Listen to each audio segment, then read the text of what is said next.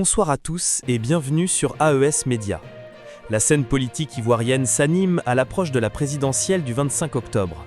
Parmi les figures en lice, Simone et Yvette Gbagbo, ancienne première dame et cofondatrice du Front populaire ivoirien, FPI, fait son grand retour.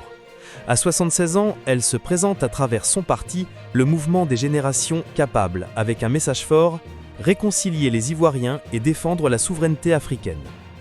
Dans une interview accordée à BBC News Afrique, elle a détaillé sa vision et ses priorités. Pour Simone Gbagbo, la réconciliation est la base de toute reconstruction. Elle rappelle que la Côte d'Ivoire a connu une crise profonde, marquée par des blessures encore ouvertes. Elle appelle les Ivoiriens à se parler, à pardonner et à reconnaître les souffrances de chacun. Ceux qui ont porté des coups doivent demander pardon et ceux qui ont souffert doivent accepter de pardonner, dit-elle.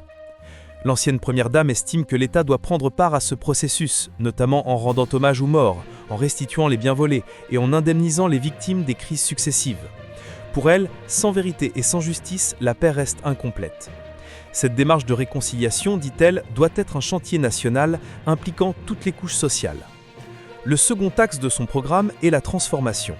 Mais pour Simone Gbagbo, il ne s'agit pas seulement d'industrie ou d'économie. La transformation doit être mentale avant tout. Elle appelle à une réforme profonde du système éducatif pour donner aux jeunes des outils modernes, adaptés au monde d'aujourd'hui. Elle plaide également pour que la Côte d'Ivoire transforme localement ses matières premières, créant ainsi de la valeur ajoutée et des emplois pour les Ivoiriens. La transformation, selon elle, est une clé pour sortir du modèle de dépendance économique hérité de l'extérieur. Le troisième pilier de son programme est sans doute le plus fort, la souveraineté. Simone Gbagbo considère que l'Afrique doit désormais décider par elle-même et pour elle-même.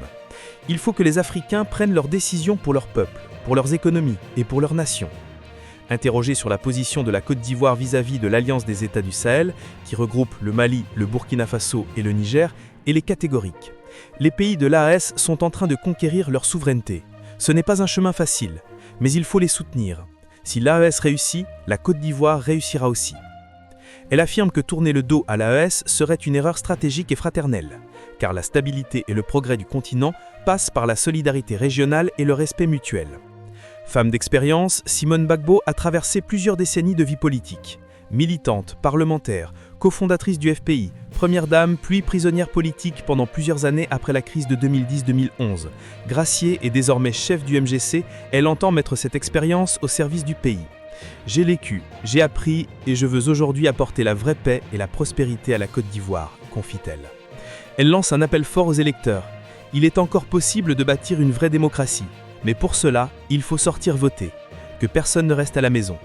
À travers son discours de réconciliation, de transformation et de souveraineté, Simone et Yvette Gbagbo veut incarner une nouvelle ère politique pour la Côte d'Ivoire. Un message de conviction et d'espoir porté par une femme d'expérience et de résilience. C'était votre reportage présenté par Prince de Kafana pour AES Média. Merci de votre fidélité et à très bientôt pour un nouveau journal d'actualité.